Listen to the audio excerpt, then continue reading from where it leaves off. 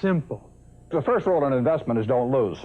And the second rule in investment is don't forget the first rule, and that's all the rules there are. I mean, if you buy things for far below what they're worth, and you buy a group of them, you basically don't lose money.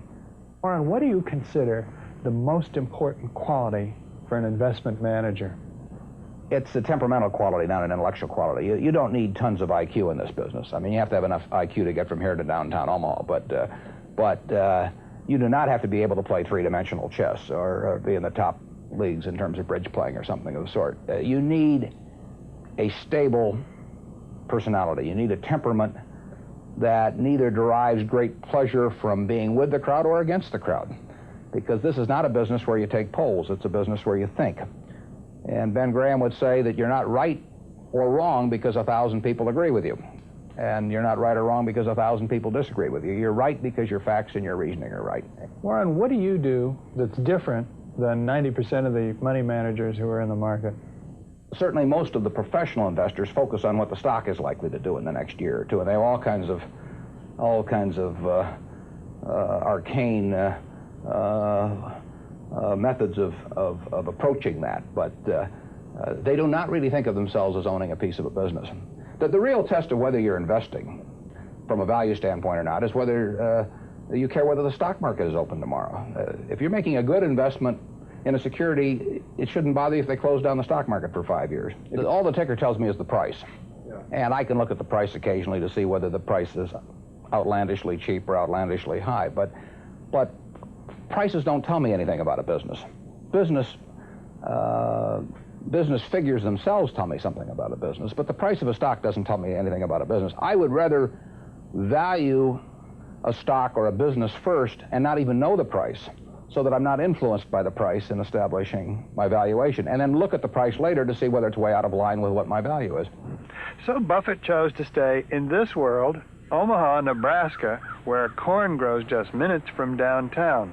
Now, Omaha is a nice town, but nobody claims it's a world financial center. Here, the only thundering herd is actually on 4 feet. Don't you find Omaha a little bit off the beaten track for the investment world?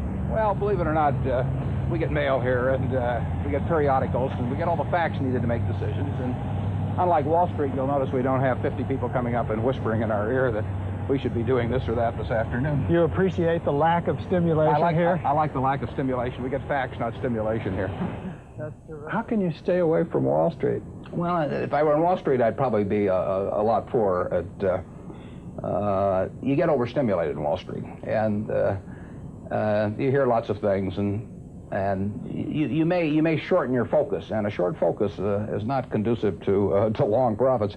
And here I can just focus on what businesses are worth, and I don't need to be in Washington to figure out what the Washington Post newspaper is worth, and I don't need to be in New York to figure out what some other company is worth. It's simply an intellectual process.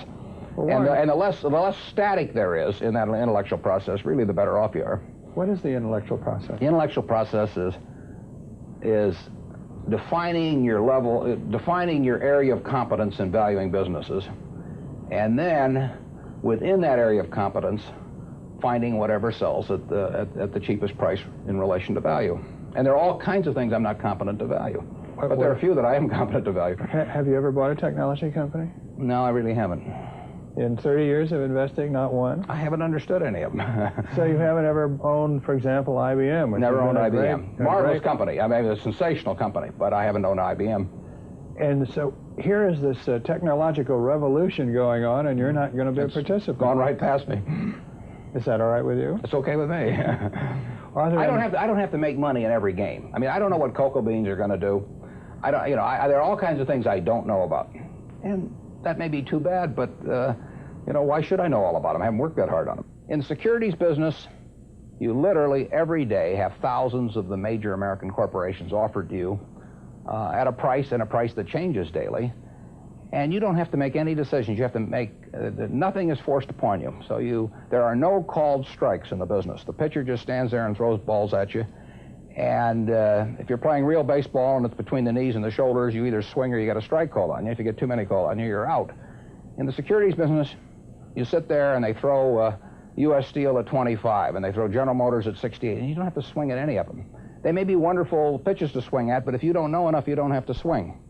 And you can sit there and watch thousands of pitches, and finally you get one right there where you want it, something that you understand, and then you swing. And so you might not swing for 6 months. You might not swing for 2 years. Isn't that boring? It would bore most people, and certainly boredom is a problem with most professional money managers. If they try to sit out an inning or two, not only do they get somewhat antsy, but their clients start yelling, "Swing, you bum!" from the stands, and that's very tough for people to do. Warren, your approach seems so simple. Why doesn't everybody do it? Well, I think partly because it is so simple. That the academics, for example, focus on all kinds of variables. Partly because by academics you mean professors of right, finance? Yeah, the data's there. In business school? Sure, and the data's there. So they focus on whether if you buy stocks on Tuesday and sell them on Friday, you're better off, or if you buy them in election years and sell them in other years, you're better off, or if you buy small companies. There are all these variables because the data are there, and they've learned how to manipulate data. And as a friend of mine says, to a man with a hammer, everything looks like a nail. And once you have these skills, you just are dying to utilize them in some way, but they aren't important. If I were being asked to participate in a business opportunity, would it make any difference to me whether I bought it on a Tuesday or a Saturday or an election year or something? It's not what a businessman thinks about in buying businesses. So why think about it when buying stocks? Because stocks are just pieces of businesses.